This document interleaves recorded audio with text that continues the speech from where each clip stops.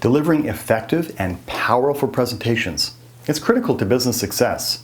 It's about making an impact that influences your audience. Here are 5 principles you must use to create powerful presentations.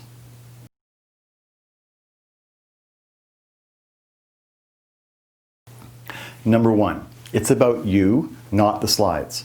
Whatever your purpose is for the presentation, it's about the purpose or message, what you know, your passion, and your delivery. It's not about what's written on the slides. Switch the focus of attention from the slides and onto your message, your expertise, and your grasp of the content, not to mention whatever your ultimate goal for the presentation itself is.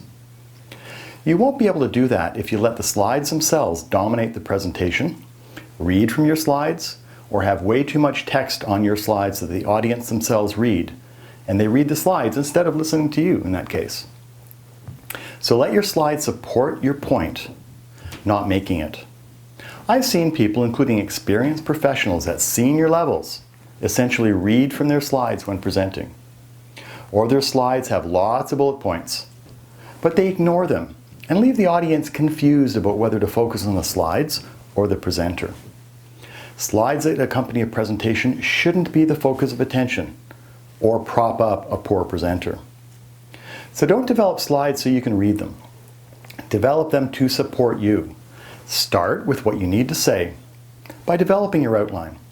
Then create slides that complement and emphasize your points rather than starting with a slide and then scripting what you say around that slide. Number 3, incorporate graphics in your presentation to evoke emotion. So slides don't need to have bullets or even text. If you do your presentation slides properly, they'll be a guide or support to what you're saying. While you could accomplish that with short bullet points on your slides, you'll actually have more impact with graphics and images. And you don't need to follow the so-called rules of thumb for the number of slides, since the time you spend on each slide is really what should guide you. Take the slide with 5 bullets and make 5 separate slides, with either just a graphic that illustrates a point related to each bullet, and maybe even along with a word or two if necessary, but without a bullet point. You can spend the same amount of time on the 5 separate slides as you would a single 5-bullet slide, yet you will end up with more impactful slides. So number 4, keep your slides simple. So if you're making a point, be clear and concise on the slides. Eliminate as many words as possible. Use graphics as mentioned previously. And if you're creating a graph or using a table to show information, simplify them down to the essential elements that matter.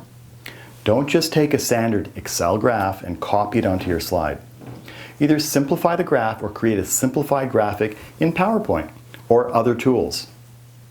Take a look at a few examples of infographics and see how information can be conveyed in a very simplified, impactful way. Beyond the content, make your template streamlined. Be a rebel. Scrap your organization's standard template. Use a simple single color background, even white, instead. Or use color slides for sections, or to change topics, then simple white slides in between for your actual content. If you're using graphics to emphasize your point, make them full slide size, and your background template becomes a non-issue. Also, eliminate the logo, contact information, or whatever else your marketing department added to the templates that show up on every slide. If you're presenting, they should know who you are. Putting your corporate info on the intro page and then possibly on the last page with contact information is all you really need. Number 5, tell a story with your presentation. Storytelling has always been an effective way to convey information and make it more memorable. So don't just give information, facts, and figures. Build a story into your presentation, whether a single scenario that you can carry through your presentation or separate stories or examples throughout that presentation related to your content. That should emphasize what you're talking about and the specific points you're making.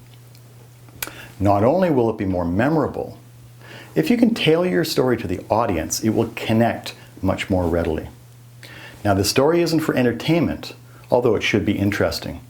The story should relate to the topic.